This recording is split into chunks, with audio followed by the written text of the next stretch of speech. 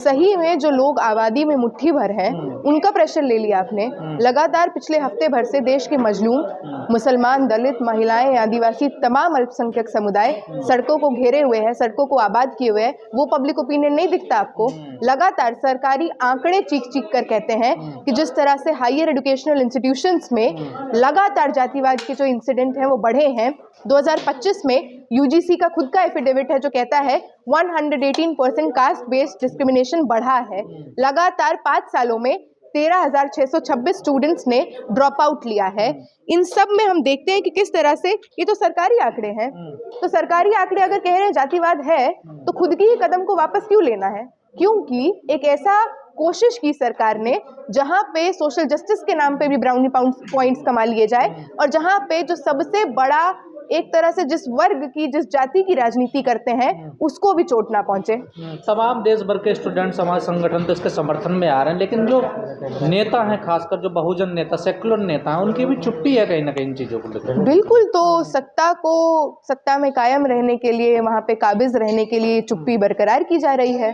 Opportunist चुप्पी है। लगातार हम देख रहे हैं कि यूपी में ही मायावती से लेकर तमाम ऐसे लोग जो खुद को सोशल जस्टिस के चैंपियन एक दौर के बताते थे। बहुत शर्मजनक है। आपको सही में, आप कभी ब्राह्मणों का भोज कराते हैं, कभी कुछ कराते हैं, आपको लगता है कि यूपी राज्य में तो बहुत ज़्यादा, और कैसे जीता जाए, ब्राह्मणों को खुश किए बिना कैसे जीता जाए, तो आप अपनी ही राजनीति को एकदम पीछे ढकेल दे रहे हैं।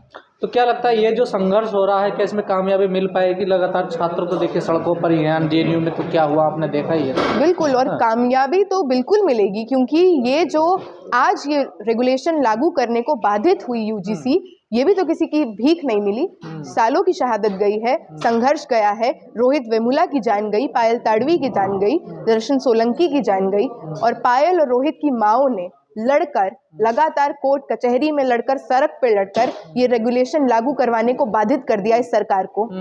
तो क्या ये सरकार इस पे कुछ करेगी? क्योंकि सेशन भी चल रहा है, कुछ लगता है आपको, उम्मीद है या सरकार ने फिर गोल गोल कर दी सारी चीजें? नहीं, गोल गोल तो करने का काम ही है इस सरकार का।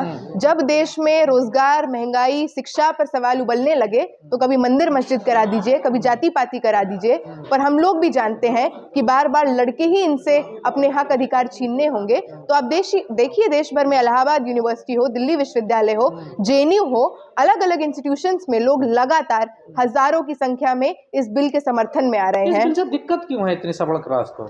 बिल्कुल अंदर की बौखलाहट है, जातिवादी बौखलाहट है, अंदर की सुकबकाहट ही बोल रही है चीख चीख कर कि अच्छा, अब हम अपनी क्लास में बैठेंगे और कोई SC ST OBC समुदाय का व्यक्ति होगा तो उसको हम कुछ भी नहीं बोल सकते। जाति सूचक शब्दों का प्रयोग करना क्या अब गलत माना जाएगा? किस तरह से इन जनरल हमारे इंस्टीट्यूशंस में एवरीडे लेवल पे जातिवाद जिस तरह से निहित है, किन शब्दों का चयन करते हैं।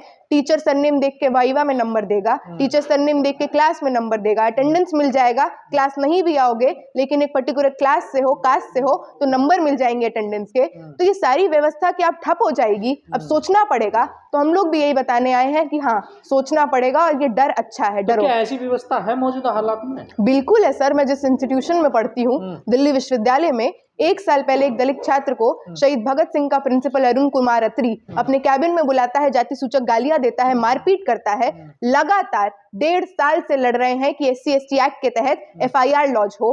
किसी भी तरह से, मतलब फॉल्स FIR की बात पे तो इतनी हंसी आती है। 1.5 साल तो इस लड़ाई में हो गया है, FIR लॉन्च नहीं हुआ है, फॉल्स तो बहुत दूर की बात है। अब तो SC ST एक्ट को भी खत्म करने का देखिए अभियान चला रहे हैं लोग। बिल्कुल, और वो लोग चला रहे हैं जिनको लगता है कि अन्याय करना, अत्याचार करना ये उनका जन्मसिद्ध अधिकार है। जिनको लगता है कि हमारे घर में काम कर रहा व्यक्ति का बच्चा क्या हमारे बगल में बैठ के पढ़ेगा, और पढ़ेगा तो क्या उसको इज्जत देनी पड़ेगी, जिनके मन में इससे डर है। मतलब किसी भी कानून का दुरुपयोग तो हो ही सकता है।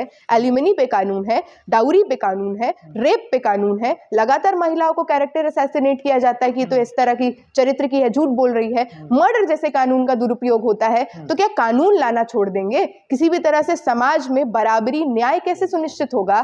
तो ये जो सारा फॉल्स प्रोपेगेंडा ये इसलिए है कि सालों पहले, दशकों पहले जो लोग वेद पढ़ेंगे, सुनेंगे, वेद पढ़ाएंगे, आज वही लोग चाहते हैं कि उसी तरह की व्यवस्था हो कि अगर मार्जिनलाइज कास्ट से आ रहा व्यक्ति वेद सुन लेगा तो कान में शीशा पिघला के डालो।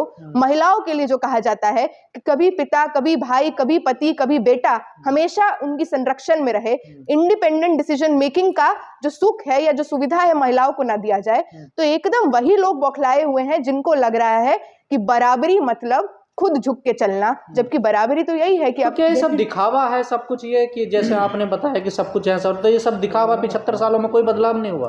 मतलब हुए, बहुत थोड़े बहुत बदलाव हुए, बहुत सब्सटैंशियल बदलाव तो नहीं हुए।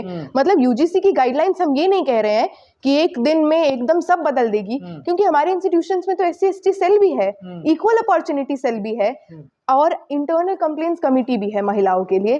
लेकिन इनको जिस तरह से खोखला किया गया, ये साजिश है। कहने को तो देश में संविधान भी है, संविधान में निहित तमाम मूल्य हैं, तमाम कानून हैं, तो ऐसा थोड़ी है कि कास्ट बेस्ड एट्रोसिटी नहीं होता। जिनके मानसिक में भरा हुआ वो कैसे निकलेगा? आज भी कहते हैं कि जूती को सर पे नहीं रखा जाता है, SC/ST OBC को जूती बताया जाता है। जूती बताया जा रहा है, गधे को घोड़ा बना देंगे कहा जा रहा है। मतलब इस तरह की जाति सूचक शब्दों का इस्तेमाल किया जा रहा है। बड़े बड़े पत्रकार टेलीविजन पे कह रहे हैं कि ठाकुर और ब्राह्मणों की जीत हो गई। बहुत शर्मजनक है। और क्या यही बातें इस बात की गवाही नहीं देती कि यूजीसी के कानूनों की कितनी सख्त जरूरत है इस देश को? तो वो तो कहते हैं कि संख्या में वो 15% है, वो आप पे हावी हो गई इस तरह से। तो बिल्कुल, क्योंकि संसाधन सबसे ज्यादा उनके पास है। संसाधन, सुख, सुविधा, हर तरह का एक्सेस, नॉलेज का एक्सेस इंस्टीट्यूशंस में। ये भी सरकारी आंकड़े हैं। 45 VCs में से एक VC SC, एक ST, 7 OBC। तो ये आंकड़े क्या चीख चीख के नहीं कहते हैं कि हायर पद तक भी लोग नहीं जा पा रहे हैं और आप आज तक रिजर्वेशन का ढोल बजा रहे हैं, जो एकदम एक एफर्मेटिव एक्शन था। अब तो संविधान चल रहा है, मनुस्मृति थोड़ी ना। अब तो जो है ना द्रोणाचार्य है ना एकलव्य है, तो डर क्यों रहे हैं आप लोग? डर सर, हम डर नहीं रहे हैं, हम अपना अधिकार मांग रहे हैं। डर नहीं रहा है कोई। डर तो दूसरी तरफ के लोग रहे हैं कि अधिकार देना पड़ेगा तो सुख सुविधा और संपत्ति से लैस जीवन कम हो जाएगा, उसको छोड़ना पड़ेगा, एकाधिकार कम हो जाएगा। डर नहीं रहे हैं।